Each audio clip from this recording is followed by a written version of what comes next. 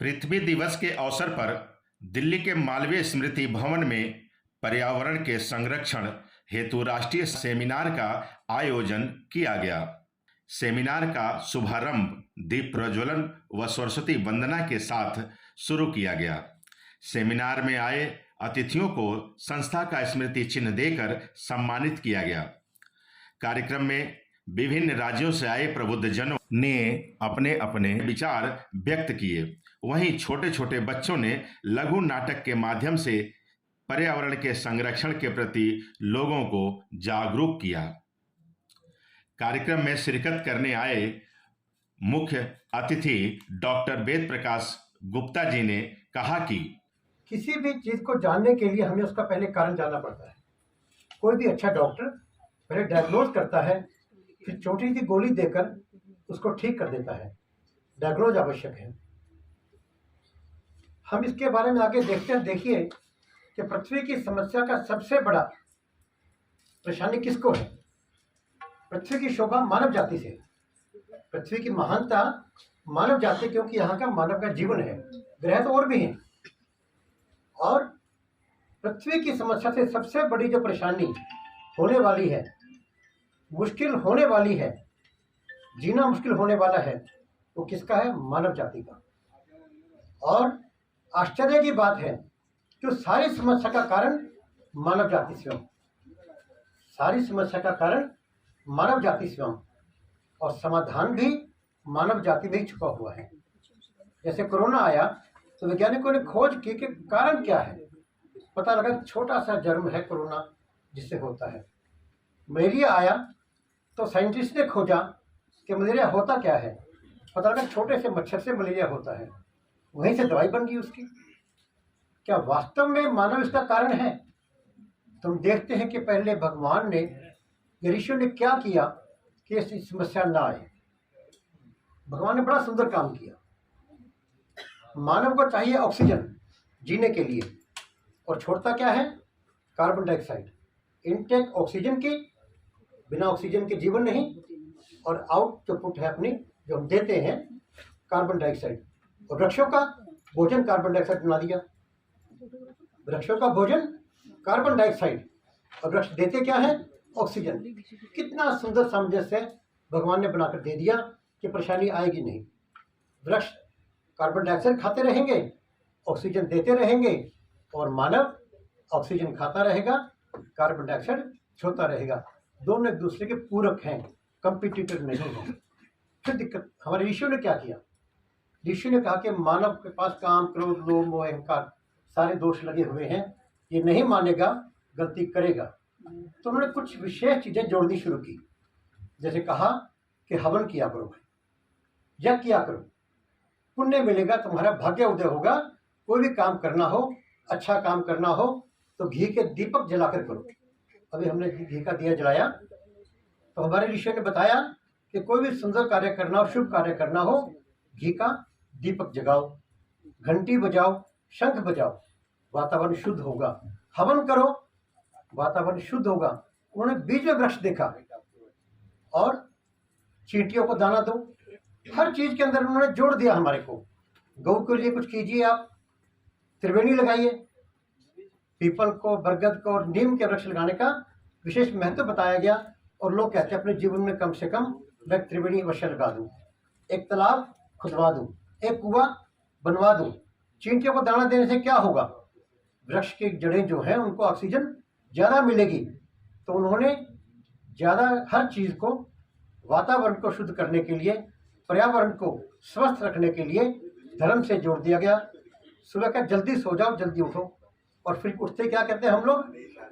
समुद्र वसने देवी पर्वत सन मंडले विष्णु पत्नी नमस्तुभ्यम पाद स्पर्शम क्षमस्य मेव।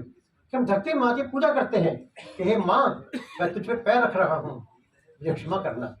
आज पृथ्वी दिवस बनाने की जरूरत क्यों पड़ी? हमारा तो हर रोज पृथ्वी दिवस था। हर रोज माँ की पूजा करते थे हम लोग, हर रोज प्रणाम करते थे उसको। लेकिन ऋषियों ने जो बीज वृक्ष देखा था, विदेशी आए और हमें कहा, भाई तुम बेवकूफ क्यों बनते हो, ये तो बीज ही है। जिसको ये ना पता हो कि बीज में वृक्ष छुपा हुआ है, उसको अनजान लोग पागल कह देंगे, बीज तो छोटा सा बीज है भाई, वृक्ष कहाँ से। हमारे ऋषियों ने जो बीजों वृक्ष देखकर सारे साधन पैदा किए, हम लोग भूल गए। हम लोग 400 वर्ष पहले जब तक अंग्रेज नहीं आए थे, हमारे देश में साक्षरता 80% थी, इंग्लैंड में 17% थी। हम पढ़े लिखे लोग थे। हमने फॉलो किनको कर लिया कि भाई घी जलाने से नुकसान होता है, हवन करने से वातावरण अशुद्ध होता है। हम अपने ज्ञान को भूल गए। हमें जानना पड़ेगा कि पृथ्वी माँ के साथ क्या किया हमने, जैसे अपने भारत देश के साथ हुआ। भारत देश हमारा विश्व गुरु था, या विश्वविद्यालय थे पूरे देश के अंदर, जहाँ विदेश से लोग आकर पढ़ा करते थे। हम सोने की चिड़िया थे। हम वीर कितने थे, इसकी कहानियाँ पढ़ेंगे तो आपको शायद आश्चर्य होगा कि हम इतने वीर थे। अमर सिंह राठौर की कहानी पढ़िए। शाहजहाँ के दरबार के अंदर उसने एक छोटी सी बात से उसको कुछ गलत कह दिया गया तो उसने 300 लोगों को अकेले काट दिया। ऐसे वीर पुरुष हम लोग गुलाम क्यों हो गए? कैसे गुलाम हो गए हम लोग? कोई कमी नहीं थी। त्याग कितना था हमारे अंदर कि जब गुरु तेग बहादुर का कत्ल किया गया तो उनके शीश को और धड़ को 2 शीशे ले गए उनके। जो उनके धड़ को ले गए थे कालू राम, उन्होंने चांदी चौक के अंदर अपने घर पे जाके घर को आग लगा दी ताकि उनके धड़ का संस्कार हो सके। और जो शीश को 3 शीशे लेकर जा रहे थे, उनके पीछे औरंगजेब ने अपनी पुलिस लगा रखी थी, अपनी सेना कि पकड़ कर लाओ। तो सोनीपत के पास बड़ खालसा गांव है, वहां जाकर रुके वो और लोगों से कहा भी क्या करें, पीछे सेना आ रही है और हमारे से वो शीश छीन लेंगे। तब वहाँ कुशल सिंह रैया के नाम से व्यक्ति आ गया है, बड़ी उम्र के थे। उन्होंने कहा कि भाई शीश तो देना पड़ेगा।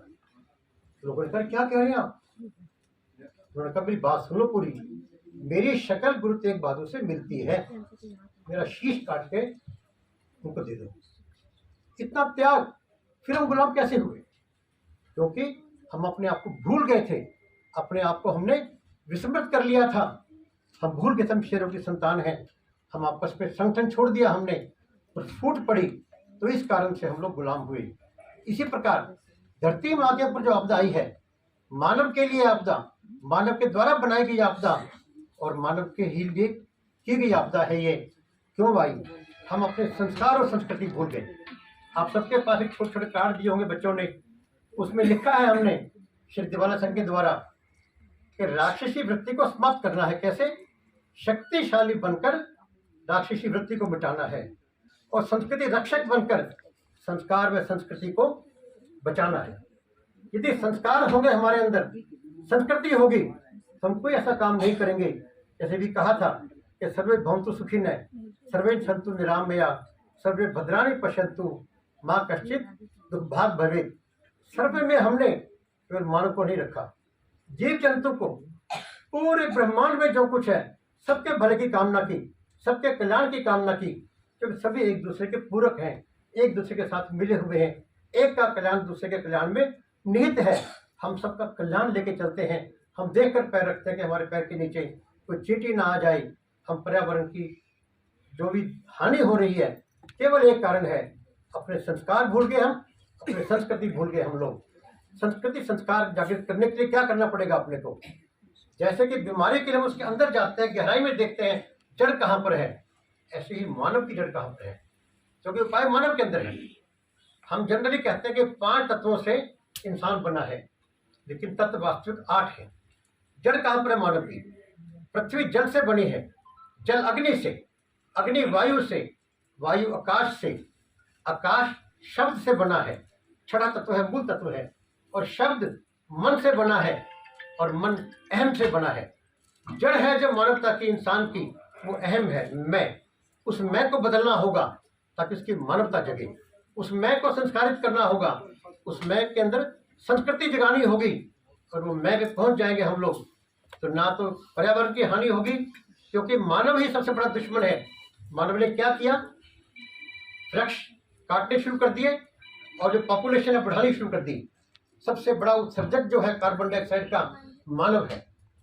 सांस लेता है, सांस छोड़ता है, और मानव ने कार्बन डाइऑक्साइड पैदा करनी शुरू कर दी। और फिर अपने स्वार्थ के कारण वृक्ष काटने शुरू कर दिए। मुझे बड़े मकान चाहिए, बड़े इंडस्ट्री चाहिए, वृक्ष कम कर दिए और मानव ज़्यादा हो गए। तो पर्यावरण का जो ये ग्लोबल वार्मिंग जो है, जिसके कारण सारी दिक्कतें आ रही हैं, पैदा हो गई। यदि मानव अपनी सीमा में रहेगा, अपनी जरूरत में रहेगा, जैसे कहा गया है कि पूरे संसार में जितने भी जीव हैं, जितने इंसान हैं, सबकी जरूरत पूरी करने के लिए भगवान ने भरपूर दिया है। लेकिन इंसान किसी एक का लालच भी तो पूरी संपत्ति पूरा नहीं कर सकती। तो इंसान अपने संस्कारों में रहे, अपने लालच को कम करे और अपनी सीमा में रहे। तो यही एक इलाज है, मानव को जागृत करना, उसकी आत्मा को जागृत करना, संस्कार और संस्कृति को बचाना अपने को, जिससे कि ये पृथ्वी जो है बच पाए और मानवता बच पाए।